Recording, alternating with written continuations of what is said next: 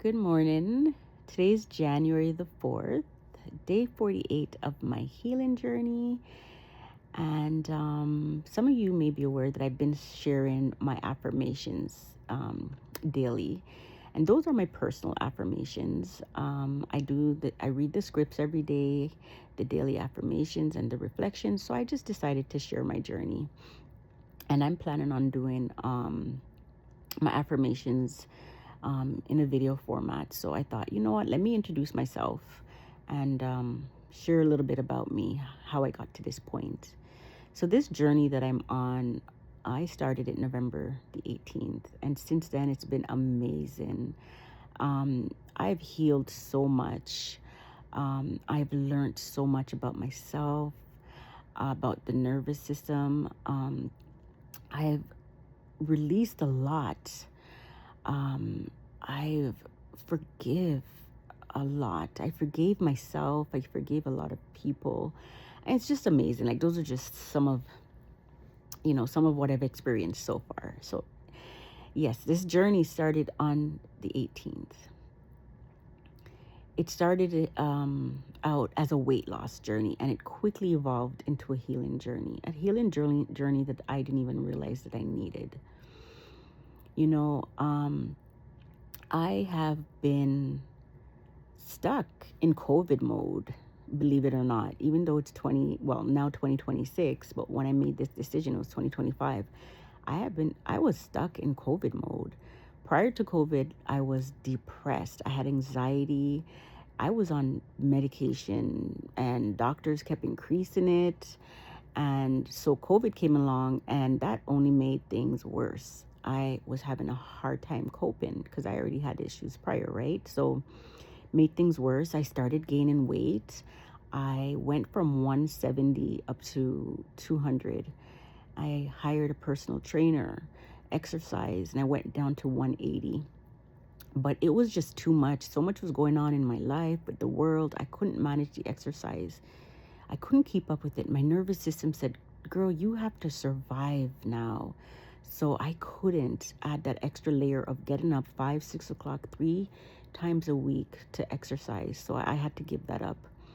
And over time, I started to gain more weight.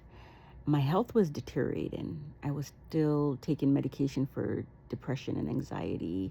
I had a hard time sleeping. I used to go days without sleeping, like days without. I couldn't sleep. I could not turn my brain off because I was worried. I was worried about, what was going on in the world, my future, just same thing that I'm sure a lot of you were worried about too during COVID. And I remember there was a time I was walking to my car and I wobbled, like where I almost lost my balance, like I almost fell. And I got worried. So I went to the doctor and the doctor says, okay, I'm going to get you in to see a specialist. So I got an appointment.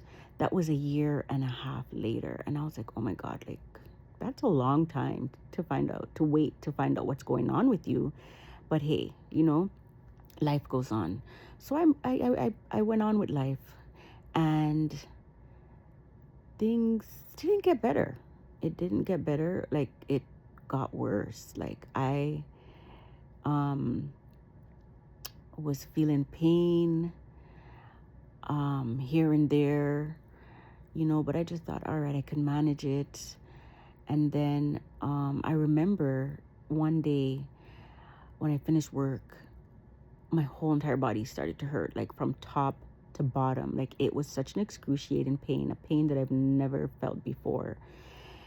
And I went home in tears, like I was in tears because this was like something that I've never experienced. And I contacted telehealth, and telehealth said to take Tylenol. Well, and I'm not even going to talk about that, but yeah, telehealth said take Tylenol and to contact the specialist to see if I can get an earlier appointment, which I did. And I went in, I did all the testing that was required, and came back that I had on connective tissue disease, fibromyalgia, and I think that was it at the time. And I had IT band. Oh yeah, when I asked how about like my leg, because that was the reason why I got there. Like I fell, and I had a pain in my leg, and he said, okay, it's an IT band syndrome. So he gave me a prescription for the unconnective connectivity tissue disease, and I said, okay, how about the fibromyalgia? And he said, well, when you take the medication for the I can never say that, but for the first thing, um, then the other two would kind of like go away on their own. So I thought, all right, no problem. Went home, took the medication. 3 months later, went back to the doctor. And he said, how are you feeling? I said, I don't know, doc. How am I supposed to be feeling? He goes, are you feeling better? I said, no, I feel the same. So he goes, well, then that means the medication is not working. So I said, what next? He goes, well, I'm going to prescribe something else. I said, okay. So he prescribed something else, and it was like a medication that uh, cancer patients take. And I said to him, I said, doc, so if this doesn't work, what next? He goes, well, if it doesn't work, we're going to keep trying until something does work. That just never sat right with my spirit. Actually, the whole interaction, talking about the fibromyalgia fixing itself, like it just never felt right with my spirit. So I said, okay, I took the prescription. I went home. Remember I was sitting in my living room and I was crying and I was talking to God. And I said, God, I am not against taking medication, but for some reason, I just feel like this is, like my spirit is just telling me like this is not what I need. And immediately after, when I went into my room, I picked up my phone and I contacted a friend of mine. Her name is Dami. She's so sweet. Dami's a nurse. And I was crying to Dami and I was telling her my situation. And she said, don't worry. She goes, I had a similar experience. This is what you do. Go back to the doctor. Get them to test you for vitamin D. So I said, vitamin D? And she's like, yes, just, get it. So I said, all right. Because I was thinking something so simple, like how could that have been, the issue when I went through all this pain, all this testing. So anyways, I went to the doctor. The doctor tested me and my results came back. My vitamin D levels were extremely, like really low. So I called Dami and I told her. She says, okay, this is tell them what to prescribe. So I told them. So they prescribed the vitamin D. And I remember I had a conversation with the doctor at the time. And I think it was after. I think after taking it for a while and I was feeling I was improving. And I went back to the doctor as a follow-up. This is not the specialist. Like this was my family doctor at the time. And I said, doc, like, okay, so now that, we determined that it's vitamin D, what about the unconnective tissue disease? What about the fibromyalgia? What about the IT band? And he goes, oh, no, that's wasn't the issue. I said, what? I couldn't believe it. And he goes, no, you actually had just low vitamin D. So I said, I don't have to see the specialist anymore? He goes, no, this was the issue. And I thought, oh, my God. Anyhow, fast forward, I went on, I took the prescription, I started feeling better. And I was like able to do things because like before taking the vitamin D, I remember once my girlfriend called me and she's like, let's go to IKEA. So I went to IKEA with her and I could barely walk. And I had to turn to her and say, girl, you do your thing. If it's going to take you an hour or two, I'm going to sit here and I'll wait on you. Like I just couldn't walk. And I remember after that experience, I came home and I said, I can't survive like outside anymore. So I needed to protect myself. So I started staying home. I started turning down invitations. I was just doing less because like my body couldn't manage it. And I didn't know what was going on. I was constantly in a state of worry. So, and, so I started the medication. I started feeling better, and but I wasn't in the clear because I went from 170 before COVID up to 200, and then at my worst I was at 231. And I did juicing, I did intermittent fasting, and I went from 231 down to 203. But I was struggling. It was hard because I had so much going on with my life, with my health, like the weight loss. It was hard to focus on it, right? So in February, I started taking like a natural drink that helped. And when I was taking that drink, immediately in the first 2 weeks, like I felt better. Like brain fog was gone. I had mental clarity was better, and so basically it helped with insulin resistance. And you know, insulin resistance can lead to so many other issues. Like um, I had pre-diabetes. And I know at one point, like when I was sleeping, like I like woke myself up a few times snoring. I was concerned, thinking that maybe I might have like sleep apnea. And so when I started taking that, I was seeing improvement, and I was doing intermittent fasting. It helped to cut off the food noise too. So that was one amazing thing that came out of that. The food noise instantly, like I wasn't like craving sugar and sweets and all of that. And so when I lost the 9 pounds, I was excited. And you know how it is, like when you're on a weight loss journey and you're constantly on the scale. But what happens, my body, the weight was going up, down, up, down. And I was like, this is too much mental torture. I couldn't handle it. So I decided not to weigh myself. That was in April. The next time I weighed myself was in July. I had a trip plan and I was traveling. And I remember I was packing my suitcase, and I weighed my suitcase because I wanted to make sure that it wasn't overweight. And I decided to go on the scale. So when I went on the scale, that was when I realized that I lost 25 pounds in total. So I went from 203 down to 178. I was so happy. You know, like I was feeling it in my clothes, if I got to be 100% honest. But you know, like just to see the number, just something about the number. When you see the number, it just does something for you. And that's why I refuse to like constantly go on the scale. And so I had my trip planned in July. So prior to my trip, I said, you know what? I'm going to do a 3-day fast, because there are benefits of doing a 3-day fast. And I want to be as healthy as possible because I'm traveling. So I did a 3-day fast where I just had liquids. I didn't eat anything. It was just liquids. And that was before my trip, and I felt amazing. I took my trip and enjoyed it, came back. When I came back, I was not able to get back to my regular intermittent fasting. Like I was doing intermittent fasting where I was eating twice a day within an 8-hour window. And so when I came back from my trip, that was like so hard to like start back up again. I struggled. I want to mention though, before I forget, like when I weighed myself too before my trip in July, another thing, I don't know if I mentioned it earlier. I had tendinitis. It started July of 2024. Yes. Was it July? Around July, August, around that time. It was so bad. Like the quality of my life changed. Like it was hard to take a shower. Like if I wanted like a 5-10 minute shower turned into a 15-20 minute shower. It was hard to hold, even like the soap. Like I'm telling you, it was not easy. In the kitchen, like to lift a plate, wash dishes, hold a forks, like it was bad. Like my experience, I would not wish that on anyone. And so when I started taking this product, I noticed in July, I had a thought. I was like, oh, I haven't felt the tendinitis in a long time. So it was going away, needless to say. With the tendinitis, when I originally had it, I had like a inflammation in my stomach. I don't remember what that is called, but there's a name for it. Went to the doctor. They gave me a prescription. It didn't help. Then I got inflammation in the tendinitis, my hand, my wrist, right?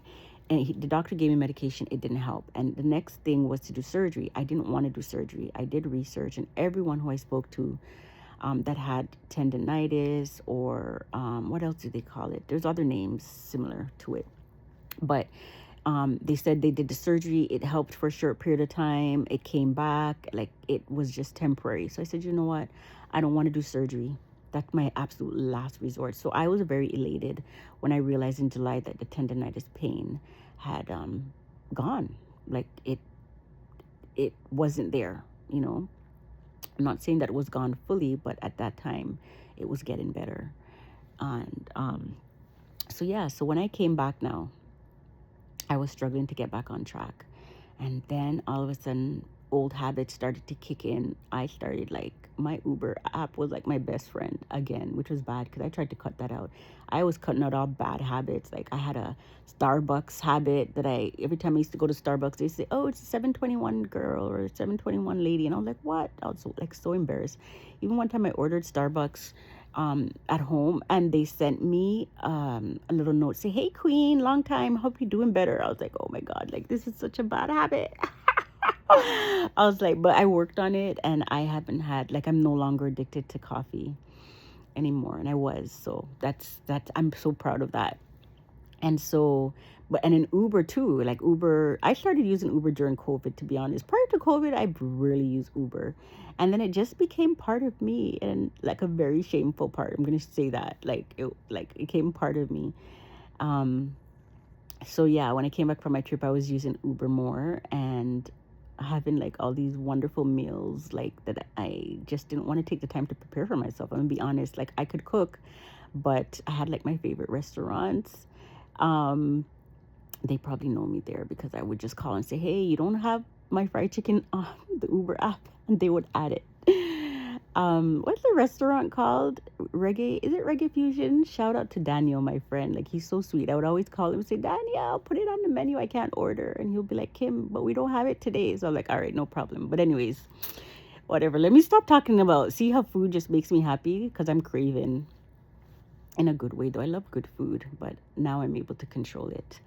Um, so yeah, and I was just eating and just enjoying life. But I was putting on the weight, and I said, I'm not going on the scale. I was putting back on the weight, but then it got to the point where I was just like, "Girl, come on, you gotta get serious with yourself." And I needed support. One day I was watching this TikToker talk about her weight loss journey, and then she said, "Oh yeah, I used to weigh 203 pounds, and that got my attention because I'm like, that was like my starting. I'm not going to use 231 as my starting weight. Like I refuse to accept that number. I'm going to accept 203." So when she said she was weighing 203 and she wanted to, her ideal weight was 160, I was like, "Oh my God, that's like me, right?" Next thing she said was her height is 5'2". So I'm like, damn, she's 203. She started at 203. She's 5'2", like myself, and her ideal weight is to get down to 160, which is my ideal weight. So I don't know if God was like talking to me. So I listened to this girl and paid attention. So I said, "You know what she's doing, I'm gonna do too." And within like a week, I made arrangements and I traveled and I went to go and get what I needed to support me on my weight loss journey, and I got it. But as I said, that was what started my healing journey. It was just something that I had to do. It needed to be done. Um, and I'm so glad. I don't regret it. I am so happy. I'm on the path of recovery. I'm not 100% there yet, but I'm there, and I'm enjoying every moment of it. And I'll share little bits and pieces of it as I go. But I just wanted to say hi and just to let everyone know. Oh yeah, another thing that I want to mention is that when I posted my becoming video, that was a 1 month anniversary. My 1 month anniversary was December the 18th, and I told myself I am not going to go on the scale because when I came back from my trip, when I weighed myself in the doctor's office, I was 189 pounds. So I went up from what I was in July, and that was okay. That's fine. I expected it. And then I'm like, "Doc, like I'm on like somewhat a mini vacation. Like I want to eat, right? Like I want to enjoy some food."